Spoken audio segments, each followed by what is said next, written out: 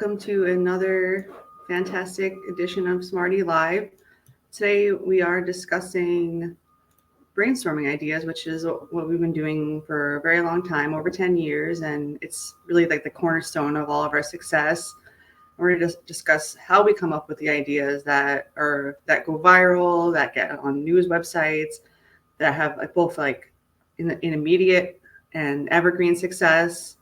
I just have an example to show you what our linkable assets have done in the past. We put them through a promotional period, but they tend to grow exponentially over time because we just set them up for success, both with the ideas and the content that we put on the page and the strategies that we take to promote them. Within a year, we did about 94 linkable assets, and on average, within the first month, they had about 15 links.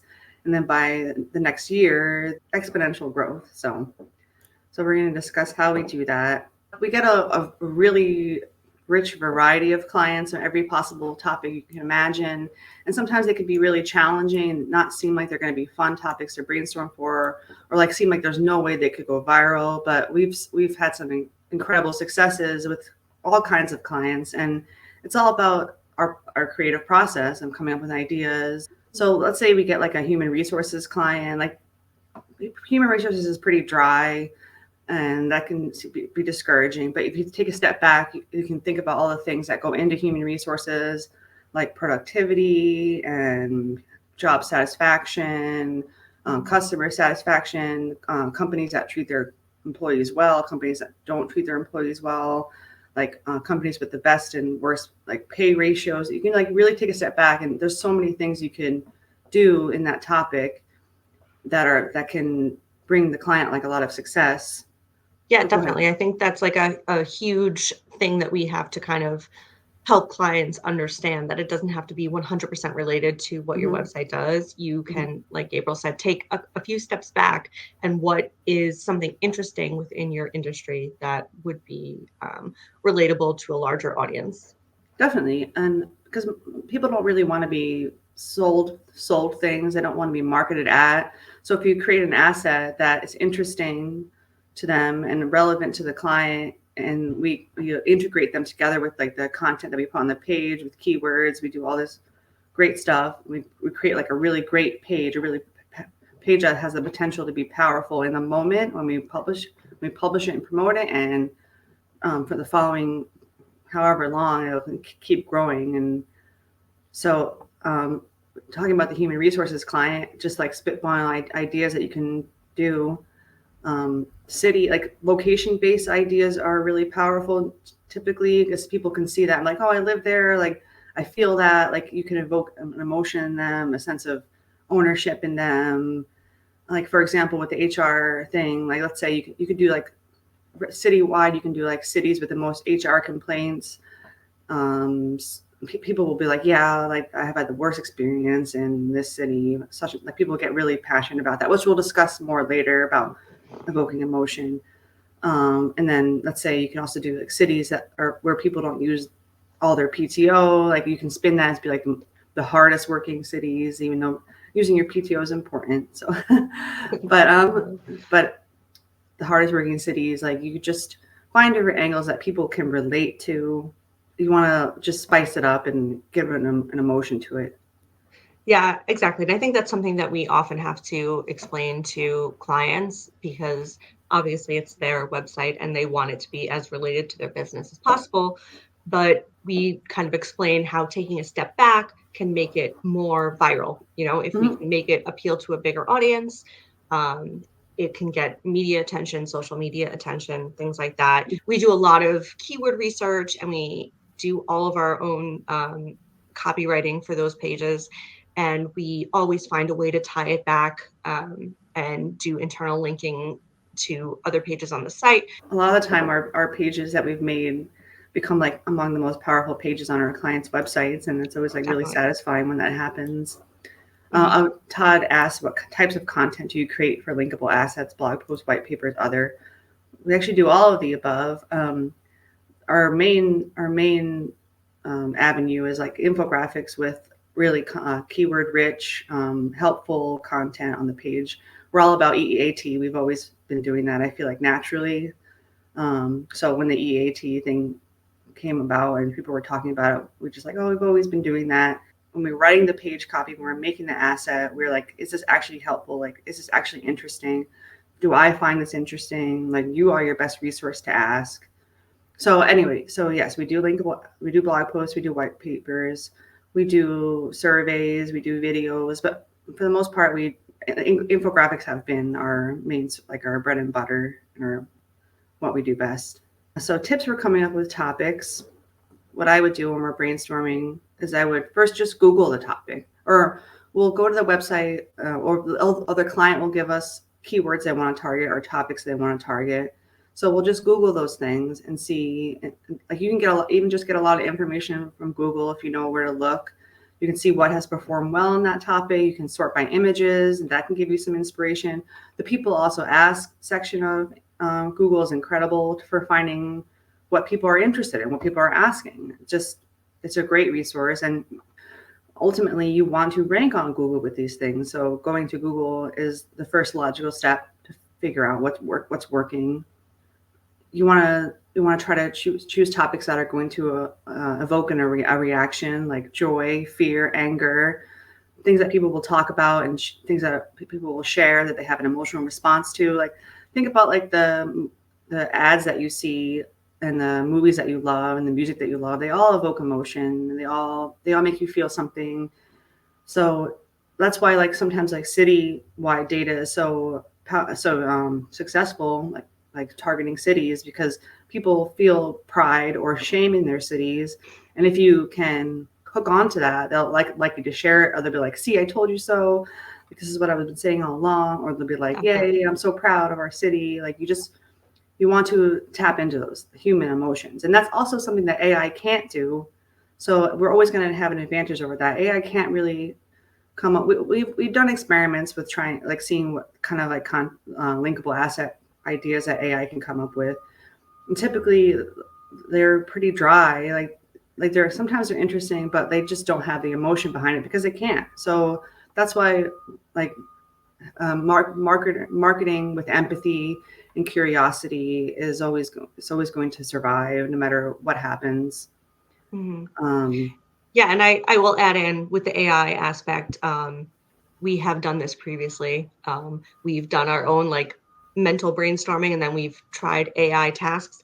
And when we've rated them, the AI ones were always at the bottom. Like, yeah. Sorry, not because we're biased either. Like, it was all anonymous, so they were always at the bottom. So. Exactly. We could always suss out which were real human ideas and which were generated by technology. The AI ideas, they might sound great, but there's also often not enough data to support that. Mm-hmm. And it can sound like the best idea in the world, but if you can't actually execute that idea, it's just going to be, dead on arrival. Definitely. And that's another thing, like, part of our success is being able to find data sources, and we're very dedicated to the quality of our data sources, like, and the timeliness of it. We won't use like outdated data. We typically we do like deep dives into like government databases, and like there's so many data sets out there. You just need to know how to look for them. Mm-hmm. Yeah, and it definitely takes a lot of time, I think, to Mm-hmm. learn how to read these data sets and apply them to the content or graphic that you're creating. But it's definitely worth it. And if you don't do it the right way, or you use outdated data, people are going to roast you online. Yeah, definitely. Especially Reddit. They're very intense about the quality and accuracy of things. And in a way that's helped us become more authentic and just more curious and empathetic marketers and content creators, because we in the back of our heads we're always thinking like, with them, like, Reddit is, if we're wrong about this, or if we're just half-assing it, or if we're just like trying to spin it in a certain way that's not true, then Reddit will definitely call us out. Like, so it's been like we said it in the last session, but it's been like a symbiotic relationship of them training us to be better and them helping us make our content go viral and get on news websites and whatnot. So, yeah. Yeah, definitely. And April mentioned this earlier, but making sure the data is timely enough. So a lot of the government websites, they might not release things every year. Sometimes it's like every 2 years, every 5 years, something like that. Mhm. But making sure that the data you have is the most recently available is Mhm. very important, because that's Definitely. the first thing I think people look for is like, oh, well, this is from 2018. This is a long time ago. How relevant is it? So that diligence and making sure it's the most recently available data is very important. I had to catch up with the comments here. We were just so involved in the conversation. Um, Todd Jones asked, "Have you ever created a linkable asset really outside the box of what competitors are doing for your client?" Absolutely, and Craig said we do it all the time, and Anne's in the comments too. She said we do it all the time. Actually, we've been doing this for over 10 years now, and I feel like we've. It sounds so. I don't know if it's true, but I feel like we've kind of shaped the infographic marketing landscape, because ideas that we've had way in the beginning, not as well though, but I feel like we've definitely started trends and topics that have come and gone. We definitely, and I feel like we were always the first ones to do those things. And it's all comes down to our process. And we have a lot of really creative people on our team, a lot of really smart people who are naturally curious. And I feel like curiosity is a big deal. I was actually, I'm working on this project, asking like marketers and SEO people on Twitter, like what the main qualities, the most important quality for a marketer is, and a lot of them have said curiosity and empathy, and which is completely true. And we have those things, and putting those qualities in the content you create is really powerful. Mm-hmm. 100% agree. And I think just going outside of the box, I think the biggest challenge that we have is trying to convince clients that getting outside of that box Mm-hmm. is going to benefit them the most. Mm-hmm. So I think if we can provide ideas and then immediately tie it back, that's the best thing that we can Yeah, do. definitely. And the the, the effort that we put into our page copy really helps tie things in as well. Um, Todd asked if there was any examples of something super creative we've created. It's hard to give like, specific examples, because like the things we've made are out there, and they did perform really well, and they would be easy to find. So I don't know. It's a tricky. It's Yeah, I can think without um, outing the client or what we did. I know we created something for a client that was very much outside the box. And during COVID, we saw a huge rise in visits to the website. I know you know what I'm talking about. um, so I think there is definitely value in going outside of that comfort zone and being open to creating content that is a little bit more towards a general audience. And a lot of times we'll get clients, and they're reluctant to really get too creative with it and go out too outside of their industry. And like we'll work with that, and we'll compromise and come up with a topic that we feel like could be successful and also close to what they want.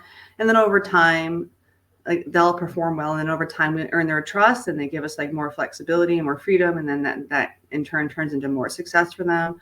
So it's all about like just earning their trust and trying new things, and it typically works out. Todd asks, how have you used the power of storytelling in your linkable assets? I think that goes back to evoking an emotion. Like just try to come up with something that you know is going. People like to get angry. People like to feel things, and there's so much noise out there on the internet. And like if you're scrolling through something and it's not really making you feel anything, you're probably not gonna click on it. So like if it's like something that's let's let's say you see something that says like, oh, your city going back to the corn dogs, your city eats the most corn dogs per capita. Like you would see that and maybe be like, oh my god, is this real? And then share it with other people, and maybe like other people eat a lot of corn dogs too, and like, oh, I always knew we were like the corn dog capital. Like we just want to like appeal to people as a human being. And I think that's where the storytelling aspect comes in. and then people will tell like their own story is relevant to it. Like you're like the content is like a launching pad. We've like shared our content on Reddit, and just sometimes it'll spark like incredible discussions. And even through those discussions, we get more ideas about what people want to talk about, and what people want to see and share. And I think sometimes it's helpful to look at it not as a marketer and as the consumer of that content. Oh, Because I definitely. think we definitely get caught up in that, like, how can we relate this to the client or the website? But it's like, does anyone actually care about this? Yeah. And sometimes it's like, no, we don't care about this. So Definitely. looking as a consumer tends to be a good avenue to brainstorming ideas. Oh, definitely. And in Anne's newsletter, she mentioned how in the very beginning how like we are our own best resource when it comes to coming up with ideas, because we're human beings and we know what we want to, we know what works for us and what appeals to us. Yeah, we were just talking about that the other day. We were talking about how in our personal lives, we are always on the lookout for ideas for our Oh clients. yeah, definitely. I love watching documentaries. I feel like once you're in that mindset, like if you just open your eyes and think like think about how you're feeling when you're experiencing something, like watching something or listening to something, like if it makes you feel something that can spark your curiosity and get you thinking like, why is this interesting to me? And maybe I can make this maybe this is a bit interesting to other people. We got to the people also ask, and then we're constantly looking for things every day in our everyday life. And then searching on Reddit. Reddit's also another fantastic resource, and we know for a fact that a lot of journalists go to Reddit, especially the city subreddits, infographic subreddits. They go to those to find things. So if you search like the topic that your client wants on Reddit, you can find relevant subreddits. Go to those subreddits, and right off the bat, I think it shows you what's hot in the subreddit, so you can see like what's performing well in that moment. You can also sort by top of all time, top of the year, month, week, and see what just generally everyone really enjoys in that subreddit. And if it's performing well, the subreddits are like communities that are relevant to that thing, that like let's say like a car subreddit or human resources subreddit or just gardening subreddit. Like those are communities, and it's a grading, like an upvoting and downvoting system. So if things are doing really well in there, that means that they enjoy that. So you can get ideas from that, and or you can look through the comments and see, like sometimes we'll get comments on our graphics like, oh, I like this, like I would like to also know this, and that gives us more ideas. So just going to your community, reading what they're saying, interacting with them, just you can learn so much from it. What are some of our favorite topic areas to brainstorm? Oh, I really love like outdoorsy stuff, like parks, gardening, that kind of thing. That's the most fun for me, I think. Like homesteading kind of things, and Reddit really loves those things too. Helpful things that make people's lives better. Yeah. I love doing very database Oh, graphics, like very strict, like here are the numbers, here are the statistics, put it into a map or a graphic and things like that. So I love speaking, numbers. I'm glad that you love the numbers. It's like not my. But so speaking of data driven stuff, so like sometimes you'll come up with an idea and the data is not readily available out there. Like let's say like that thing that I mentioned before, cities with the hardest workers. Um, that like there's so many metrics that can go into that, and so what you can do is find a bunch of different data sets that are relevant and create like an index. You can use the data and like weight it with different scores and stuff and create an index that's like a bigger, more comprehensive picture of the topic. And those have done like spectacular. We've had like huge success with that approach because it's so different. No one else has done it. No one else can duplicate it really, because they can't, like they would have to go through all like it's a very detailed process, and we collect a lot of different sources of data, so it can't be duplicated. So the index is like creating your own perspective of things and finding the data to support it, like finding a story to tell, like the hardest workers, or the like and there's been other ones like the best places for foodies, but you can also do it like over again with different data sources. Like you can do restaurants per capita, walkability scores, like you just think about all the different things that go into what somebody who loves food would want in the city, like just being able to walk to the places, diversity of food. Maybe they can find data on the different how diverse the restaurants are. Those like just it's really fun to like it's like going shopping to find to complete like a room in your house, and that room's like all the room is filled with all the different things that make the big picture. So Mhm. that approach is super successful all the time. And news publications love those things. And it makes it very proprietary, I think, like, Mm-hmm. because you are the one that is analyzing the data, giving it a score, and no one else, like you said, is doing that. So it's Mm-hmm. all on you. And you can also take that later on and rework some of the numbers or data sets that you're using. And you can also update it or create something else that is relevant to that industry. Mm-hmm. And said combining different data sets to find interesting trends, and that's totally it. And trends, stories, you can tell stories through different data sets and stuff like that. So Mhm. just I hope this has been helpful. This is just like difficult to express what we do exactly without giving too much away. So um, on things to consider while you're brainstorming, is there actually an audience for the topic? Will people care? Again, ask yourself. I mean, sometimes like the topic is something that you're not interested in, but you can still take a step back and objectively ask yourself, like, is this interesting? And go Mhm. to the communities and see what they talk about. And so you just gotta again ask yourself if it's worth sharing or worth making, and is it Mhm. newsworthy and compelling enough to put effort into. Again, um, that's really important too. Like, and if it's been done before, you can search the topic on the news and see what else has been on the news about that topic. And if it's been done before, it doesn't mean you can't do it better, but sometimes it's just better to just create something totally new, or use that as like a use like the thing that's already been done as like a launching point to enhance it, add more, add a different angle to it. Mhm. Um, is there data available for your idea? And we've discussed this. We go to trusted sources like the government and professional organizations.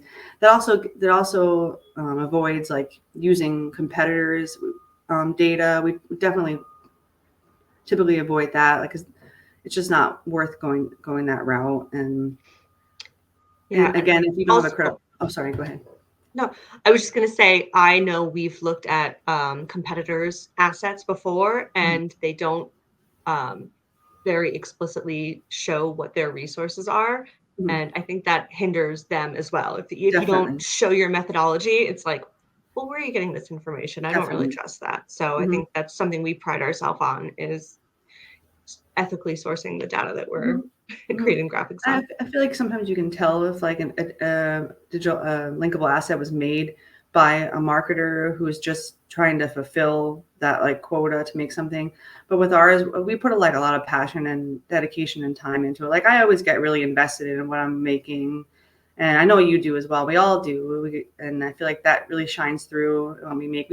We pride ourselves in like the quality of what we make, and I feel like that's really been beneficial for our clients and ourselves over these 10 years or more.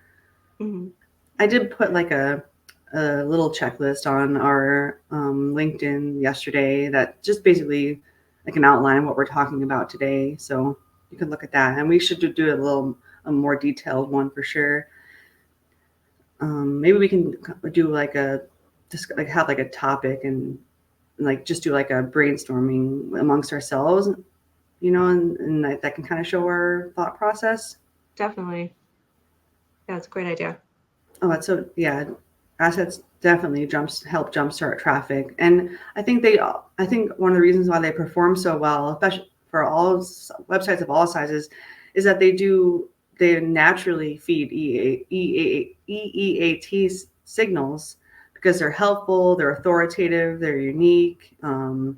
The data is quality. Like I think so naturally like Google likes them. Mhm. They're like juicy, full of like they're packed with goodies. So Mhm. they definitely Full of help. keywords and Mhm, stuff. Like I know we talked about this, but our page copy is always chock full of keywords mhm, and really great original content. So I think that definitely will help them rank and drive traffic. definitely. So what is the first thing you do when you typically do to get the ball rolling when you're brainstorming on a topic? That's a good question. I mean, obviously, the first thing I'll do is go to the website and look at the title tag, what they're actually trying to Mm-hmm. target, and look at their navigation and see what their top pages are.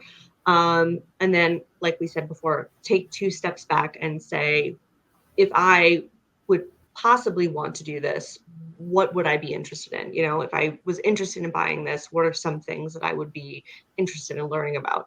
Um, so I think that's kind of the first thing that I do. I also tend to look at competitors' websites and see if they're doing anything. Usually they're not, Yeah, which is good for us. But definitely have a really unique service, and I think it's made a great impact for a lot of clients over the mhm. years. What about you? Usually I'll Google it. I'll Google the topic and see what comes up and look for the people also ask and look through the images. And sometimes I'll even just put the topic name and then infographic, like human Yeah. resources infographic, and then I'll look and be like, we can do better than this. Or I'll see like, or I'll see ideas, or I'll see something that like inspires an idea that we can go like a very generic topic that we can go deeper into and find more compelling data on. Mhm. So that's typically what I do, and I'm all over the place when I'm brainstorming. But I Same. really, but I really, it's like one of my favorite things to do for sure. Definitely. It's time consuming, but like in the best way. Like you can really like laser focus on it. Yeah, dig in. Yeah, Yeah. it's a good feeling. And then when you like come up with the like an idea that you know is like going to be awesome, you're like, oh, this is so Mhm. great. I'm so Mhm, excited I about know. this one. What do you do when you feel stuck on a topic? I typically look at competitors and see what they're doing. And again, like I said, they're usually not doing anything. Um, and as you mentioned earlier, just a simple Google search like the keyword infographic, keyword um, blog post or something Mhm, like that. That's where I go. Also Reddit, like we talked about, because I think that's where you really get the people that are interested in what you're trying to promote. definitely. So if you get to the heart of that, you can find some good ideas for content that is going to be linkable or viral and things like that. Mhm, definitely. And sometimes like I'll even like take a step away from it and go like on a walk or like Yeah, I've had like some my best ideas just out and about. And I write them down and I have like a whole list on my phone. me I'm just too. waiting for waiting for the perfect client for them. I know.